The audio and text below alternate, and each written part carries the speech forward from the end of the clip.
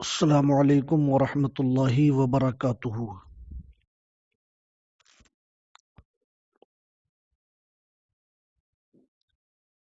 چلیے ششماہی ثانی کی تعلیم کا آغاز اپنے بزرگوں کے طریقے پر کر لیا جائے۔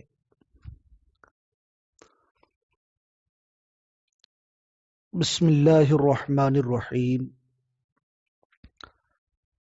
اللہ رب محمد صلی علیہ وسلم، نحن عباد محمد صلی علیہ وسلم،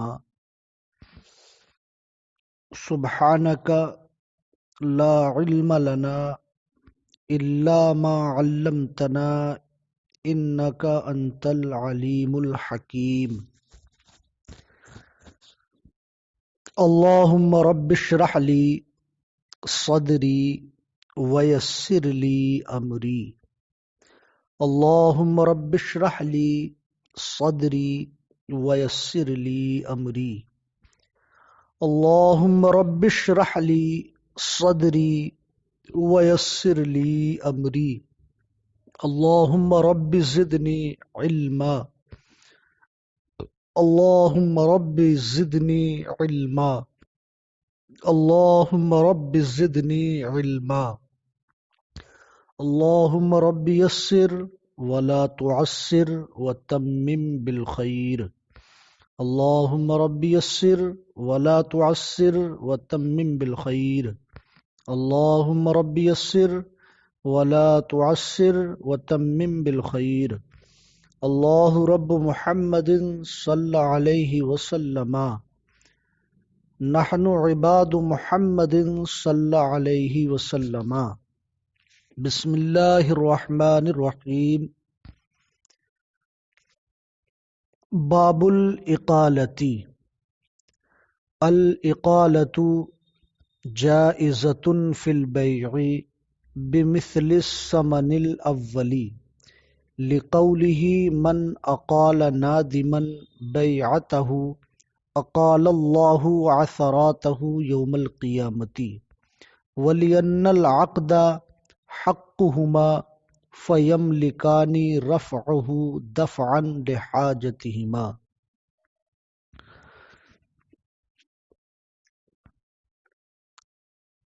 محترم طلبہ جماعت ثامنہ، ما سبق میں آپ حضرات نے بیع فاسد اور بیع مکروہ وغیرہ کے تعلق سے سماعت کیا تھا۔ اب یہاں سے مصنف علیہ الرحمۃ والرضوان اقالے کی بحث کو شروع فرماتے ہیں۔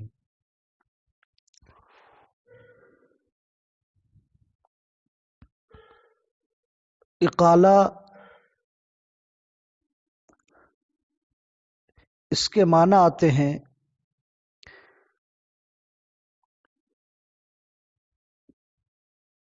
بیع کو ختم کرنے کے۔ اقالہ کے معنی کیا ہے؟ قول سابق کو زائل کرنا۔ مطلب یہ ہے کہ ما قبل میں جو متعاقدین کے درمیان عقد ہو چکا ہے، اسی عقد کو ختم کرنے کا نام اقالہ ہے۔ کیا ہے؟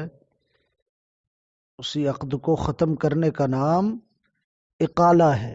اقالہ اب یہ کس سے ماخوذ ہے؟ بعض حضرات نے کہا اقالہ یہ قول سے مشتق ہے، اجوف واوی ہے، اور بعض حضرات نے کہا ہے کہ یہ اجوف یائی ہے۔ کیا ہے؟ اجوف واوی ہے، اور بعض حضرات نے کہا یہ اجوف یائی ہے۔ تو جن حضرات نے اس کو قول سے مشتق مانا ہے تو وہ کہتے ہیں کہ اقالہ یہ قول سے مشتق ہے، اور اس کا جو حمزہ ہے وہ سلب کے لیے ہے، اور جب حمزہ سلب کے لیے ہوگا تو اس وقت اس کا معنی یہ ہوگا کہ جو قول ما قبل میں ہو چکا ہے اس کو زائل کرنا۔ تو اقالے کے معنی ہوں گے قول سابق کو ختم کر دینا، قول سابق کو زائل کر دینا۔ اور علامہ بدر الدین عینی وغیرہ نے ارشاد فرمایا کہ اقالہ اس کو اجوف واوی ماننا یہ درست نہیں ہے، بلکہ یہ اجوف یائی ہے۔ کیا ہے؟ اجوف یائی ہے، یعنی عین کلمہ جو ہے وہ یا ہے، واو نہیں ہے۔ اور دلیل کیا ہے اس کی؟ علامہ بدر الدین عینی اپنے قول پر دلیل یہ دیتے ہیں کہ دیکھیے کہا جاتا ہے قط البیع، میں نے بے توڑ دی، میں نے بے توڑ دی۔ تو اب اس کے اندر کاف پر کسرہ آیا، کاف پر کسرہ، تو کاف پر کسرہ جو آتا ہے وہ اجوف یائی میں آتا ہے، اور اجوف واوی اگر ہوتا تو اجوف واوی میں تو فا کلمہ مضموم ہوتا، جیسے ساما یسوم، تو سمتو سمتو، بس میں تو بہرحال اجوف واوی ہو یا اجوف یائی ہو، حمزہ جو ہے اس میں وہ سلب کے لیے ہے، اور معنی یہ ہے کہ قول سابق کو زائل کرنا، قول سابق کو زائل کرنا۔ اور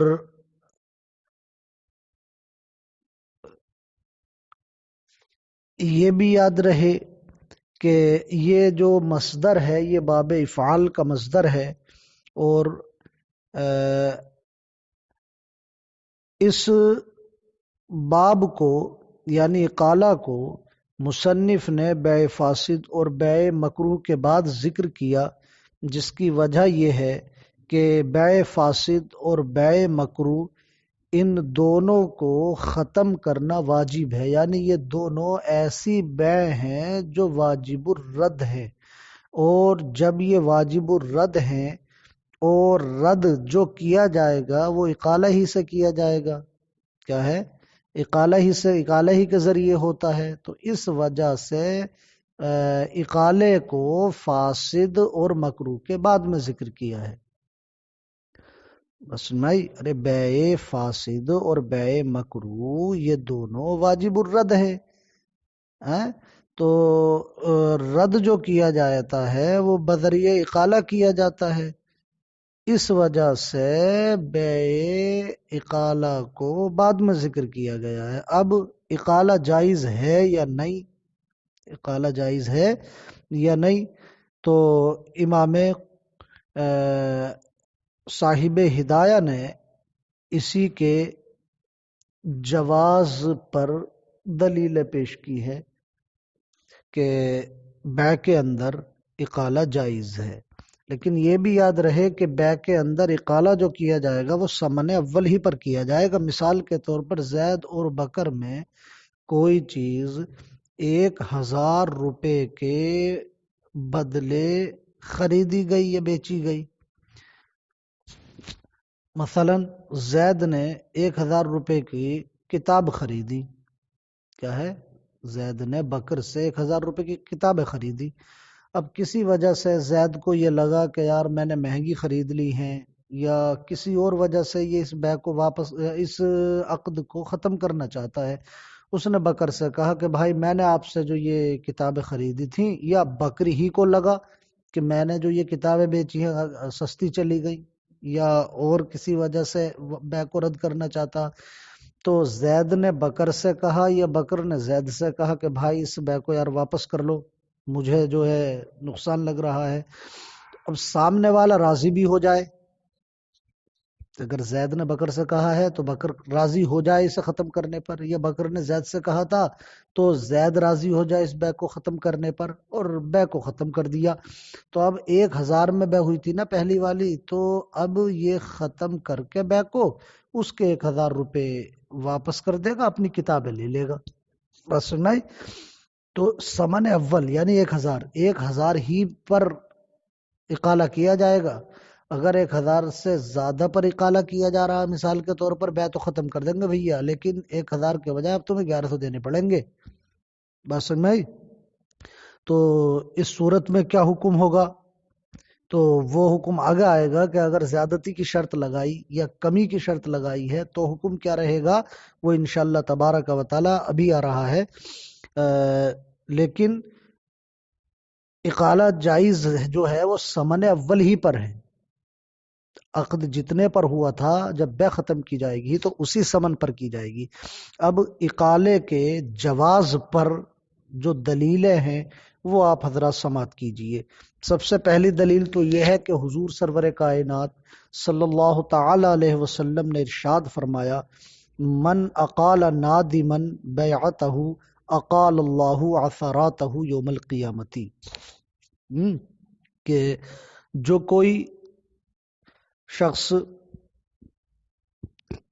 کوئی نادم کو اس کی بے کا اقالہ کر دے تو اللہ رب العزت قیامت کے دن اس کی لغزش کو معاف فرما دے گا۔ کیا؟ جو کوئی نادم کو، پشیماں کو اس کی بے کا اقالہ کر دے تو رب تبارک و تعالی قیامت کے دن اس کی خطا کو دور کر دے گا، اس کی خطا کو معاف فرما دے گا۔ تو اس حدیث پاک میں حضور سرور کائنات صلی اللہ تعالی علیہ وسلم نے ارشاد فرمایا کہ اگر کوئی شخص بے کرنے کے بعد اپنے فعل پر نادم ہوا اور اسے لگا کہ یہ بے عقد جو ہے یہ میرے لیے بہتر نہیں تھا، مجھے یہ عقد نہیں کرنا چاہیے تھا، اب اس شخص نے پشیمانے نادم نے اقالہ کرنے کو ظاہر کیا کہ یار اقالہ کر لیا جائے، یہ بے ختم کر دی جائے، تو اگر اس نے عاقد کے پاس جا کر اقالہ کرنے کا اظہار کیا تو اب جو عاقد ثانی ہے وہ بھی راضی ہو گیا اور اس نے بے فسخ کر دی، تو اللہ رب العزت اس عاقد آخر کو، اسے نہیں جو نادم ہو کر بے کو ختم کر رہا ہے، بلکہ جس کے پاس یہ گیا، جس سے اس نے کہا کہ بھائی یار میں نے آپ سے بے کی تھی اور مجھے واپس کرنا ہے، تو وہ دوسرا والا ساتھی اگر راضی ہو گیا تو اس کے بارے میں سرکار نے فرمایا کہ اللہ رب العزت قیامت کے دن اس کی خطاؤں کو معاف فرما دے گا۔ تو یہاں پر کہنے کا مقصد یہ ہے، اور یہاں پر یہ حدیث، یہ دلیل اس طور پر ہے کہ اللہ کے رسول سرور کائنات صلی اللہ تعالی علیہ وسلم نے اقالہ کرنے والے کو پر ثواب، اقالہ اگر کوئی کرنے پر راضی ہو جائے تو اس کے لیے سرکار نے ثواب کی نوید سنائی ہے، ثواب کی خبر سنائی ہے، اور یہ کہیے کہ ثواب کی دعا کی ہے۔ اور بہرحال ثواب ہو یا دعائے ثواب ہو، ان دونوں کا جو ترتب ہوتا ہے وہ اس چیز پر ہوتا ہے جو چیز جائز ہے، جو چیز مشروع ہے، غیر مشروع پر نہیں۔ تو اس سے پتہ یہ چلا کہ اقالہ مشروع ہے۔ اور دوسری دلیل یہ ہے کہ دیکھیے اقالہ نام ہے عقد ختم کرنے کا، اقالہ نام ہے عقد ختم کرنے کا، اور بے کس کا نام ہے؟ عقد کرنے کا۔ تو جیسے عاقدین بے کرنے کے حقدار ہوتے ہیں، اپنی رضامندی سے بے کر سکتے ہیں، تو اب انہی کی رضامندی سے وہ عقد ختم ہو رہا ہے۔ تو جیسے عاقدین کی رضامندی سے عقد منعقد ہوا تھا، تو اب ضرورت کے پیش نظر ان دونوں ہی کے ختم کرنے سے ختم بھی ہو رہا ہے۔ تو بہرحال انہی دونوں کو عقد کرنے کا اختیار تھا، انہی کا یہ حق تھا، تو جب عاقدین کا حق ان کی رضامندی سے منعقد ہوا ہے تو انہی کی رضامندی سے ختم بھی ہو سکتا ہے، بس نہیں۔ تو بہرحال یہ دوسری دلیل جو ہے یہ دلیل عقلی ہے، اور پہلی والی جو دلیل ہے وہ دلیل نقلی ہے۔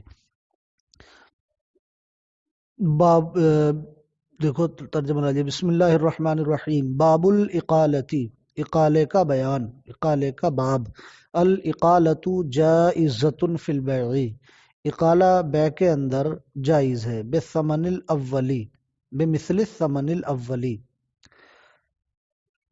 ثمن اول کے مثل کے ساتھ، لقولہ من اقال نادما، سرکار کے اس قول کی وجہ سے کہ من اقال نادما بیعتہ اقال اللہ عثراتہ یوم القیامتی، کہ جو کوئی نادم کو اس کی بے کا اقالہ کر دے تو اللہ رب العزت قیامت میں اس کی لغزش کو ختم فرما دے گا، دور کر دے گا۔ وَلِأَنَّ الْعَقْدَ حَقُّهُمَا، اور اس لیے بھی کہ عقد جو ہے وہ عاقدین ہی کا حق ہے۔ فَيَمْلِكَانِ رَفْعَهُ دَفْعًا لِحَاجَتِهِمَا، تو وہ دونوں اپنی ضرورت دور کرنے کے لیے اس کو رفع کرنے کا بھی اختیار رکھتے ہیں، وہ دونوں مالک ہیں اس کو دور کرنے کا، دفعًا لحاجتہما، اپنی حاجت کو پورا کرنے کے لیے۔ ٹھیک ہے، چلیے بھائی، آپ لوگوں کی کتاب یہ شروع ہو گئی، ششماہی ثانی، اور ششماہی ثانی کی جو مقدار ہے وہ یہیں سے ہے، اقالہ سے، اور اس کے بعد باب المرابحہ، باب التولیہ، باب الربا وغیرہ انشاءاللہ تبارک و تعالی آپ حضرات بھی توجہ سے پڑھیں گے، اور خدا کرے حالات جلد از جلد سازگار ہو جائیں، آمنے سامنے ہو کر پڑھنا پڑھانا اس کا تو خیر مزہ ہی کچھ اور ہے، لیکن جب تک حالات سازگار نہیں ہیں آپ حضرات دل جمعی کے ساتھ، محنت کے ساتھ اپنی کتاب کو یاد کرتے رہیں۔ امتحان میں ماشاءاللہ کچھ بچوں نے تو بہت اچھا پڑھا، لیکن اکثر کا حال یہ تھا کہ اپنی مرضی سے کہا جا رہا تھا کہ اپنی مرضی سے پڑھ دو، تب بھی کچھ ایسے محنتی طلبہ تھے ہمارے کہ اپنی مرضی سے بھی ڈھنگ سے نہیں پڑھ پائے، تو اس لیے پہلے دن سے ہی آپ حضرات محنت شروع کر دیں تاکہ آگے چل کر پریشانی کا سامنا نہ کرنا پڑے امتحان میں۔ اور آپ لوگوں کی دستار بندی بھی ہے، سند وغیرہ کا بننا بھی ہے، تو اچھے طریقے سے محنت کر لو۔ چلیے کل سے انشاءاللہ تبارک و تعالی باضابطہ سبق ہوتا رہے گا۔